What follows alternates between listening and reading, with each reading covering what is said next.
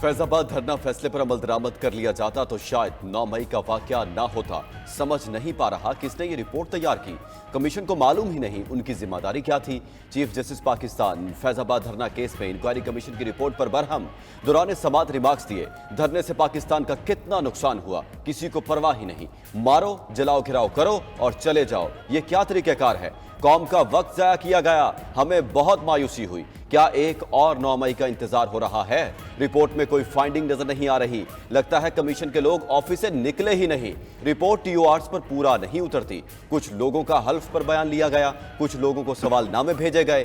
हैरान कुन तौर पर कमीशन ने तहरीक लब्बैक के किसी रुकन का बयान रिकॉर्ड नहीं किया। चीफ जस्टिस ने आज की समात का हुक्मनामा लिखवा दिया। सुन्नी इत्तेहाद की मखसूस नशिस्तों पर मुंतखब अरकान पर खतरे की तलवार लटकने लगी। हुकूमत और इत्तेहादी जमातों को बड़ा धचका। सुप्रीम कोर्ट ने सियासी जमातों को इजाफी मखसूस नशिस्तें देने का फैसला मुअत्तल कर दिया।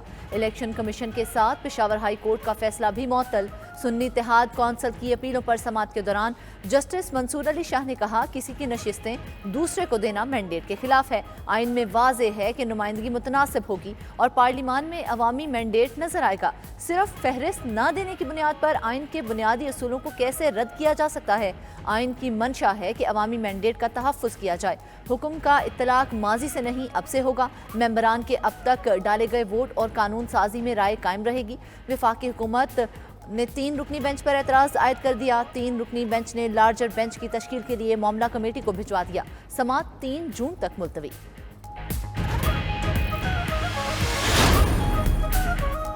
बगैर माकूल वजह बताए मखसूस नशिस्तें दीगर सियासी जमातों में बांटी गईं। इलेक्शन कमीशन ने मुतजाद मौक़िफ़ कैसे कायम कर लिया? पार्लिमानी पार्टी तस्लीम करके मखसूस नशिस्तों से कैसे महरूम रखा गया?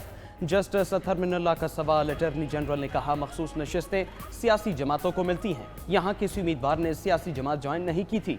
वकील इलेक्शन कमीशन बोले, सियासी जमात का मतलब होता है वो जमात जो इंतखाबी निशान पर इंतखाबात लड़े।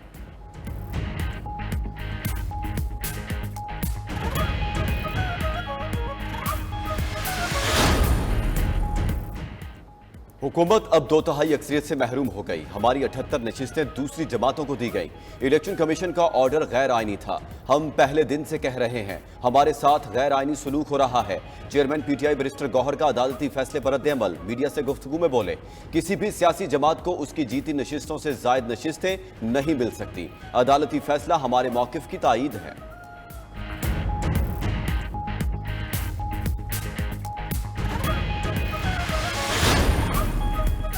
सुन्नी इत्तेहाद कौंसिल ने इलेक्शन से पहले फहरिस्त जमा नहीं कराई। उनकी एक मखसूस नशिस्त नहीं बनती। वजीर इत्तलात सिंध शर्जील इनाम मेमन का रद्द-ए-अमल। मजीद बोले, बानी पीटीआई ने जिस इदारे के खिलाफ साजिश की आज वहीं से भीख मांग रहे हैं। उनकी डील होने का कोई इल्म नहीं।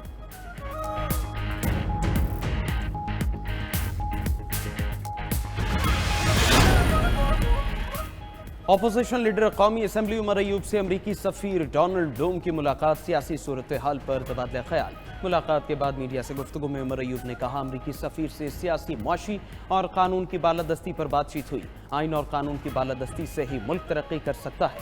अगर मुल्क में आइन और कानून की बालादस्ती ना हो तो वो कभी खुशहाल मुल्क नहीं बन सकता।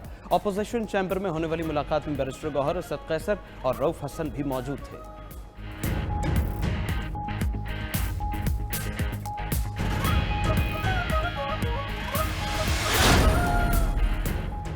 शेर अफजल मरवत और हामिद रजा चेयरमैन पीएसी की दौड़ से बाहर। पीटीआई की सियासी कमेटी ने चेयरमैन पब्लिक अकाउंट्स कमेटी के लिए वकास अकरम के नाम की मंजूरी दे दी। कमेटी शेर अफजल मरवत का नाम वापस लेने के फैसले से बानी पीटीआई को आगाह करेगी। उधर नामजद चेयरमैन पीएसी शेख वकास अकरम कहते हैं, चेयरमैन पीएसी का मामला उनके इल्म में नहीं। बानी पीटीआई का जो हुक्म होगा उसकी तामील करूंगा।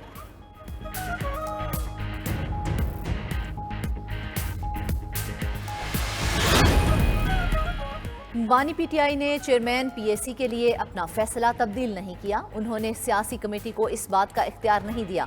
शेर अफजल मरवत का रद्द-ए-अमल भी सामने आ गया। कहते हैं, कल बानी चेयरमैन से मुलाकात करूंगा और उन्हें इस फ्रॉड से आगाह करूंगा। मुझे पार्टी ने इस बारे में कुछ नहीं बताया। पीटीआई सियासी जमात है, राजवाड़ा नहीं। मैं इसे हाईजैक नहीं होने दूंगा।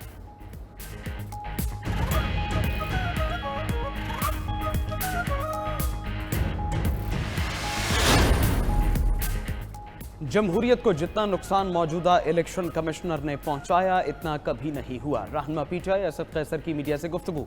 कहा मौजूदा हुकूमत के जमहूरियत के दावे सब फ्रॉड हैं। सुप्रीम कोर्ट के आज के फैसले का खैर मकदम करते हैं। अगर अदालतें ऐसे मेरिट पर फैसले करें पीटीआई जल्द हुकूमत में होगी। महमूद खान नचकजई बोले बाकी सूबों की तरह बलूचिस्तान की आवाम को भी उनका हक मिलना चाहिए। तमाम लोगों को तिजारत का हक मिलना चाहिए।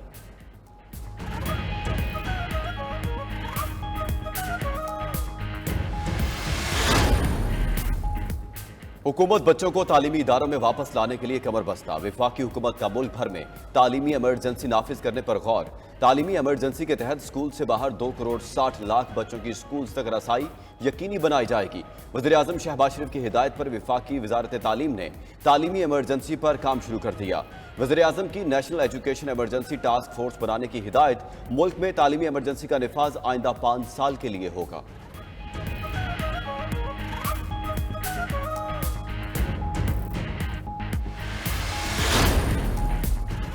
वजीर आला पंजाब से पंजाब भर में तैनात होने वाले असिस्टेंट कमिश्नर्स की मुलाकात। मरियम नवाज ने मेरिट पर अमल दरामद यकीनी बनाने की हिदायत कर दी। खिताब में कहा आवाम की खिदमत का एजेंडा हर सूरत पूरा किया जाए। करप्शन और बदउनवानी के खिलाफ जीरो टॉलरेंस की पॉलिसी है। मेरे समेत किसी की गलत बात ना माने। मसनूई महंगाई को प्राइस कंट्रोल मैकेनिज्म के जरिए कम किया जाए।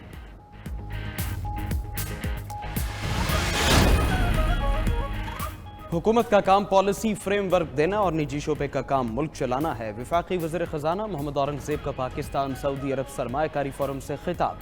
बोले बेहतरीन मुआशी पॉलिसियों के बायस इस्तेहकाम पैदा हो रहा है। वक्त आ गया है कि निजी शुबा फ्रंट सीट्स पर बैठे। हम वज़रा और ब्यूरोक्रेट्स को पीछे बैठना चाहिए। उधर वफाकी वज़ीर ने न्यूज़ कॉन्फ्रेंस में कहा पाकिस्तान अब इमदाद नहीं कारोबार पर तवज्जो दे रहा है। हुकूमत मईशत की मजबूती के झंडे पर गामजन है। मुसद्दिक मलिक ने कहा मुल्क से सुर्ख फीते की रुकावटें खत्म कर देंगे।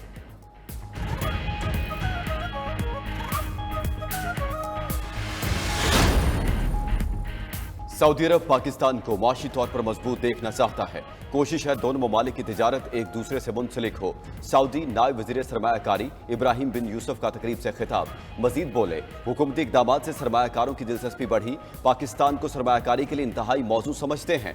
पाक सऊदीया सरमायाकारी कॉन्फ्रेंस में 50 रुकनी सऊदी वफ़द और निजी शोबे से सरमायाकारों की शिरकत। ज़राए के मुताबिक सऊदी अरब 10 से 15 अरब डॉलर्स की सरमायाकारी का ख्वाहिशमंद है। सऊदी वली अहद शहजादा मोहम्मद बिन सलमान का आइंदा हफ्ते दौरा पाकिस्तान का भी इम्कान।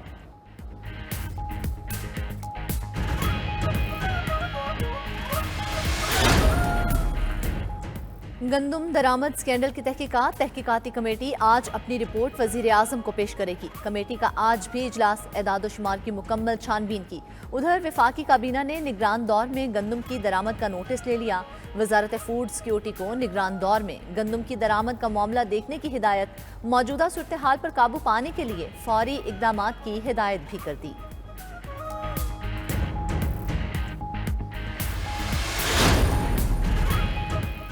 पंजाब हुकूमत का गंदम दरामद मामले में कोई ताल्लुक था न बनता है। दरामद का फैसला वफाकी हुकूमत करती है, मगर लोगों की ख्वाहिश जरूर है कि उनके खिलाफ इंक्वायरी हो।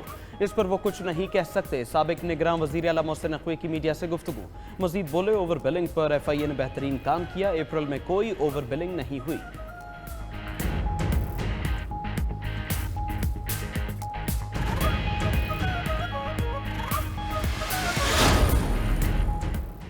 खैबर पख्तूनख्वा हुकूमत का कल से गंदम की खरीदारी शुरू करने का ऐलान। वज़ीर खुराक खैबर पख्तूनख्वा ज़ाहिर शाह का कहना है खैबर पख्तूनख्वा हुकूमत मुकर्ररा रेट्स पर 3 लाख मैट्रिक टन गंदम की खरीदारी करेगी। गंदम की खरीदारी के लिए 29 अरब रुपए की लागत आएगी। मुशीर इत्तलात खैबर पख्तूनख्वा बैरिस्टर सैफ की वफाकी हुकूमत पर तनकीद। कहा नाअहल टोले के पास अब मुंह छुपाने की जगह नहीं रही। अनवारुल हक काकड़ ने भी जाली फॉर्म 47 पर मोहर तस्दीक जब्त कर दी।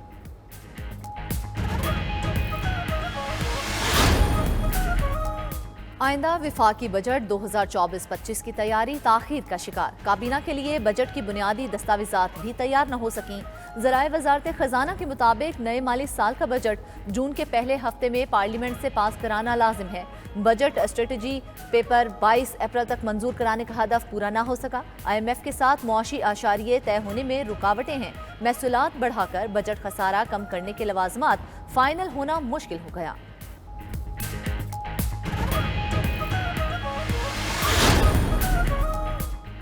मुल्क के बेशतर इलाके सख्त गर्मी की लपेट में। पंजाब के मैदानी इलाकों में झुलसा देने वाली गर्मी का राज। पारा आज भी 40 डिग्री सेंटीग्रेड को छूने के लिए बेताब रहा। लाहौर में गर्मी जोर दिखाने लगी। माहिरीन ने पंजाब में हीट वेव का खदशा जाहिर कर दिया। कराची में पारा 38 डिग्री सेंटीग्रेड तक गया। गर्मी 42 डिग्री सेंटीग्रेड तक महसूस हुई। सिब्बी तुर्बत में गर्मी की शिद्दत मजीद बढ़ने का इम्कान। माहिरीन ने सेहत की शहरियों से एहतियाती तदाबीर अपनाने, हल्के कपड़े पहने और बाहर निकलते वक्त सर ढांपने की हिदायत।